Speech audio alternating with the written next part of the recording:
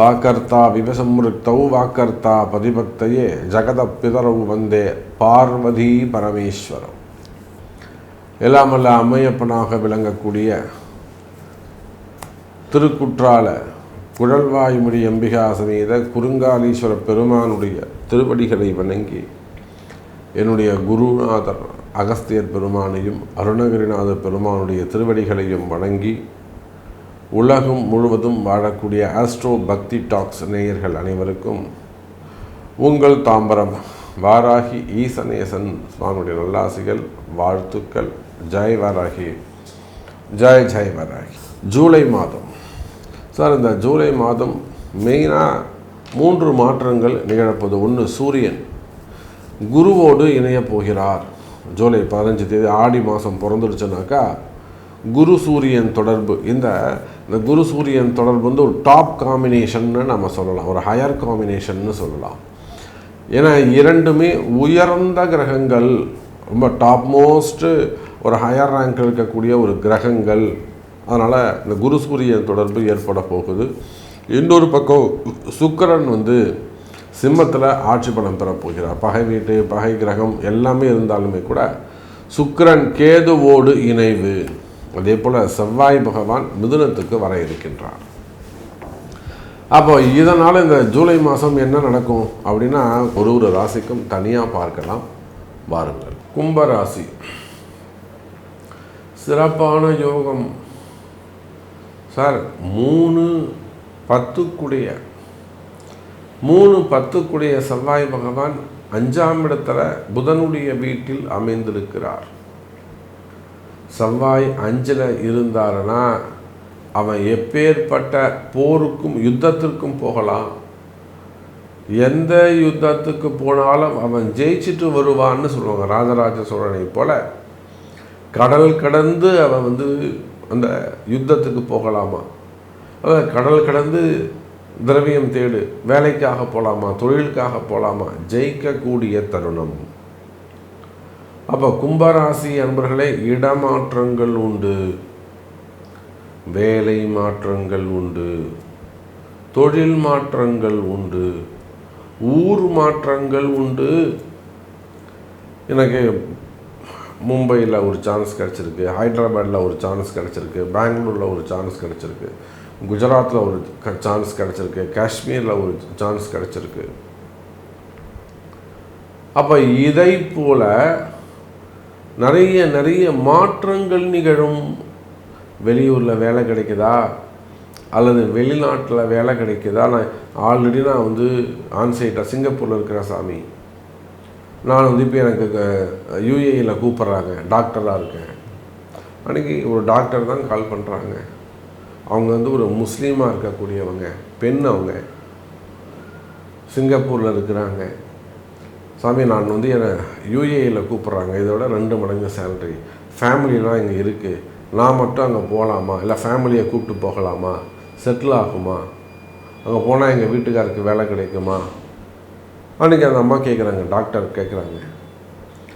அதுக்கு ஒரு எக்ஸாம் இருக்குது, அதை எழுதிட்டு அங்கே போகணுமா? அதே போல் அங்கேருந்து அவங்க வீட்டுக்காருக்கு யூகேக்கு ட்ரை பண்ணுறாங்க.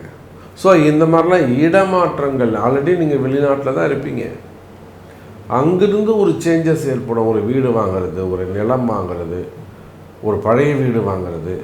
எப்பவுமே இந்த கும்பராசி என்பர்கள்லாம் புது வீடு வாங்காதீங்க.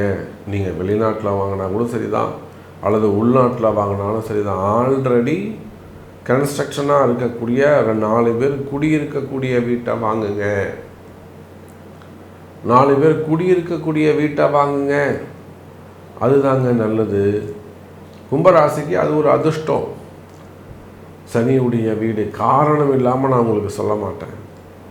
அப்போ வெளிநாடுகளில் இடம் வாங்குறது, வெளிநாடுகளில் வீடு வாங்குவது, அல்லது வெளிநாடுகளில் மெயினாக பிஸ்னஸ்க்காக நம்ம போய் அங்கே உட்கார்றது, ஜாப் சேஞ்ச் பண்ணுறது, இதுக்கெல்லாம் நல்ல நேரம் இந்த ஜூலை மாதம். அந்த மாதிரி ஒரு ஒப்பீனியன் உங்கள்கிட்ட இருந்தாலும், இல்லை அந்த மாதிரி ஒரு ப்ராசஸ் இருந்தாலும் கண்டிப்பாக அதை செய்யுங்க.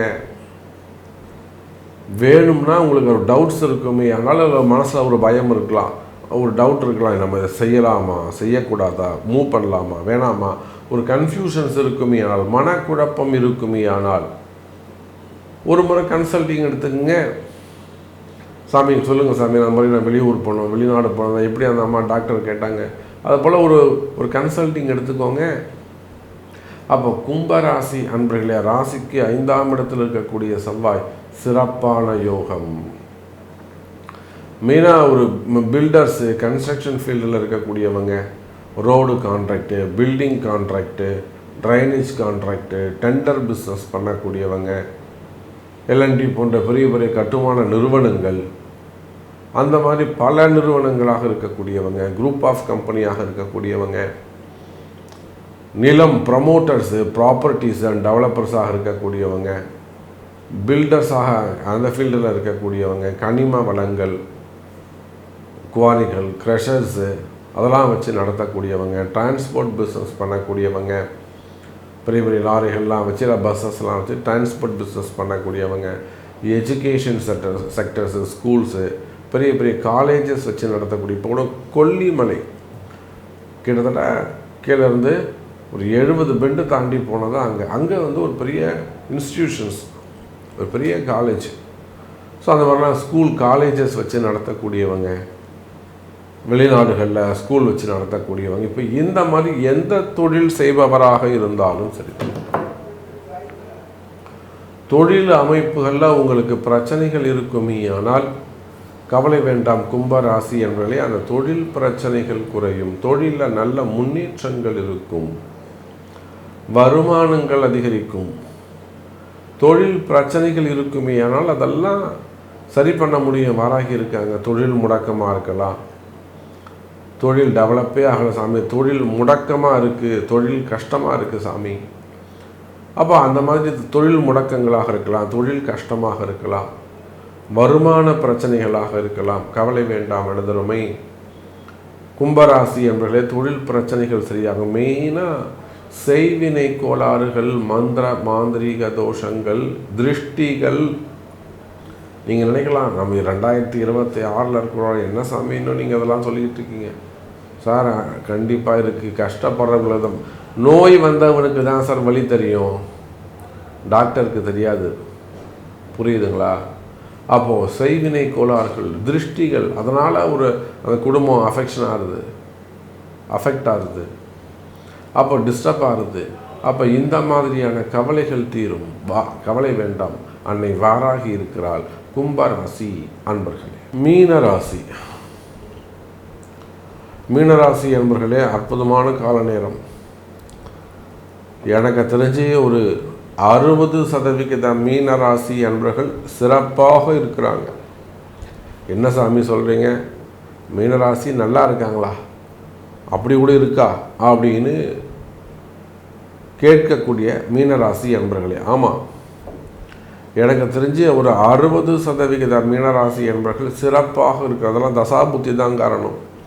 அவங்கள 7.5 சனி ஒன்றும் பண்ணலை, ஜென்ம சனி ஒன்றும் பண்ணலை, ஜென்ம குரு ஒன்றும் பண்ணலை, அதே போல் இந்த சூரியன் சுக்கிரன் அவங்கள ஒன்றும் டிஸ்டர்ப் பண்ணலை, மெயினாக ராகு ஒன்றும் டிஸ்டர்ப் பண்ணலை. அப்போ எனக்கு தெரிஞ்சு 60% மீனராசி என்பவர்கள் சிறப்பாக இருக்கிறார்கள். மீனராசிக்கு ஒரு நல்ல நேரம் நடந்துக்கிட்டு இருக்கு. ஜென்ம சனி தான், ஆனால் இந்த குருவும் சூரியனும் சேர்ந்து 9வது பார்வையாக மீனராசியை பார்க்கறதுனால வெற்றி மேல் வெற்றி கட்டும். பல வம்பு வழக்குகளில் மீனராசி என்பவர்கள் ஜெயிப்பாங்க. வாக்குவாதம் பண்ணுறீங்க, ஒரு விஷயத்தை கையில் எடுத்து போராடுறீங்க, நேர்மையாக தர்மமாக அப்படி போராடுறீங்க, அதெல்லாம் நீங்கள் ஜெயிக்கிறதுக்கான வாய்ப்புகள் உண்டு. அன்னை வாராகி கூடவே இருப்பாங்க, உங்களுக்கு நல்லது நடக்கும், வெற்றி கிடைக்கும். கவலை வேண்டாம் மீன ராசி அன்பர்களே. வருமானம் அதிகரிக்கும், வரவு செலவுகள் அதிகரிக்கும். அப்போ மீனராசி எதில் கவனமாக இருக்கும்? மெயினாக உடல்நிலை ஆரோக்கியத்தில் அதிக அக்கறை வேண்டும். இப்போது ராகுடைய டச் இருக்கிறதுனால இப்போ கேது தசை நடக்கலாம், கேது புத்தி நடக்கலாம், ஸ்கின் அலர்ஜி மாதிரி ஏதாவது வருதா பாருங்கள், ஒரு அக்கி மாதிரி ஏதாவது வருதா பாருங்கள், உடம்புல ஏதாவது கொப்பளங்கள் வருதா பாருங்கள், ஆசன வாயில் மறைமுகமான ஸ்தானங்களில் அல்லது வெளியில் தெரியக்கூடிய இடங்களில் மறைமுகமான ஸ்தானமாக இருந்தால் கருப்பு கலர் கட்டியாக வரும். இங்கே மேலேயாக இருந்ததுனாக்கா சகப்பு கலர் கட்டிகளாக இருக்கும். அப்போ அது மாதிரி உடல்நிலை இது உடனடியாக நீங்கள் கவனிக்கணும். உடனடியாக அது செய்வினையாக இருக்குமா, அது திருஷ்டியாக இருக்குமா, அது சுற்றி போட்டாங்க சாமின்னா அதை மிதிச்சிட்டா சாமின்லாம் சொல்லக்கூடாது. மீனராசிக்கு அந்த மாதிரி உடல்நிலை ஆரோக்கியத்தில் அதிக அக்கறை அதிக கவனம் வேண்டும்.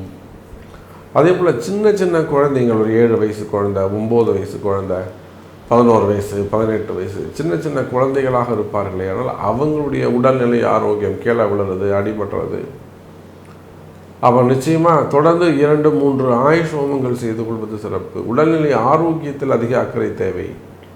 குறிப்பாக 60 வயசுக்கு 45 வயசுக்கு மேலே இருக்கக்கூடியவங்க உடல்நிலை ஆரோக்கியம், பிபி இருக்குது, சுகர் இருக்குது, அதோட கூட ஹார்ட்டு சம்மந்தப்பட்ட பிரச்சனைகள், கொலஸ்ட்ரால் சம்மந்தப்பட்டது, ஹார்ட் பிளாக் சம்மந்தப்பட்டது, கேன்சர் சம்மந்தப்பட்டது, போன் சம்மந்தப்பட்டது, மெயினாக சின்ன சின்ன விபத்துக்கள், கீழே அடிபடுறது, கால் அடிபடுறது, கை போன் ஃப்ராக்சர் ஆகிறது, இதெல்லாம் மீனராசிக்கு நடந்துக்கிட்டு இருக்குது.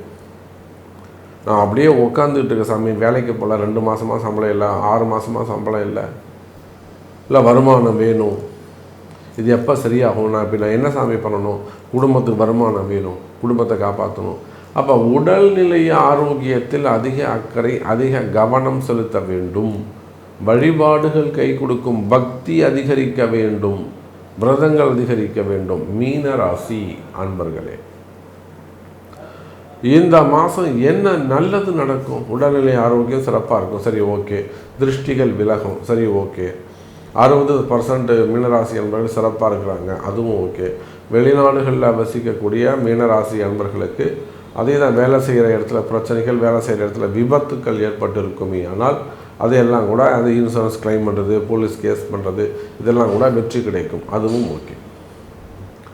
மெயினாக மீனராசி என்பவர்களுக்கு கடன் சுமைகள், கடன் பிரச்சனைகள், ஒரு நிம்மதி இல்லாமல் இருக்கிறது. ஏதோ ஒரு விஷயம், கடன் கூட பிரச்சனை இல்லை சாமி, எனக்கு நிம்மதி இல்லாமல் இருக்குது. காரணம் ராகு.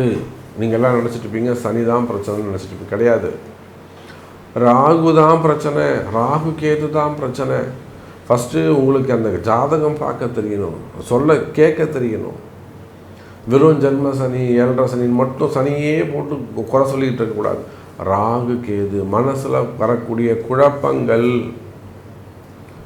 மனசில் வரக்கூடிய குழப்பம், மனசில் வரக்கூடிய பயம் இருக்குமே, ஆனால் இதெல்லாம் ராகுவால் வரக்கூடிய பிரச்சனைங்க. முதல்ல நல்லா புரிச்சுக்கோங்க மீனராசி அன்பர்களே. அப்போ என்ன மாதிரியான பிரச்சனைகள் ஏற்படும்? தேவையில்லா முன்பின் தெரியாதவர்களால், முன்பின் தெரியாதவங்க திடீர்னு அறிமுகமாகி நான் அதை செய்கிறேன், நான் இதை செய்கிறேன், நான் அப்படி கஷ்டப்படுறேன், ஒன்று அழுது புரண்டு வாங்குவாங்க, இல்லைன்னா ஆசையை காட்டி வாங்குவாங்க, அன்பாக பேசி நயமாக பேசி வாங்குவாங்க. அப்போது இந்த மாதிரி முன்பின் தெரியாத நபர்களது எச்சரிக்கையாக விலகி இருப்பது நல்லது. இதே தான் ஏமாற்றங்கள், அது பணங்காசு ஏமாறுவதாக இருக்கலாம், உடலாக இருக்கலாம், மனசாக இருக்கலாம், உறவாக இருக்கலாம். ஏமாற்றங்கள் ஏமாறக்கூடாது, கவனமாக இருக்க வேண்டும், எச்சரிக்கையாக இருக்க வேண்டும். மீன ராசி அன்பர்களே, தொழிலமைப்புகள் சிறப்பானதாக இருக்கும், வருமானங்கள் சிறப்பானதாக இருக்கும், தொழிலில் நல்ல முன்னேற்றங்கள் இருக்கும், ஜாப் சேஞ்சஸ் ஏற்படுவதற்கான வாய்ப்புகள் உண்டு, வெளிநாட்டு யோகங்கள் உண்டு. நிறைய மீனராசி அன்பர்களுக்கு இந்த ஜூலை மாதம் வெளிநாடு சென்று வரக்கூடிய வகையில் வெளிநாட்டு யோகங்கள் உண்டு. ஸோ மீனராசி அன்பர்கள் இந்த ஜூலை மாதம் நல்லது நடக்கும்.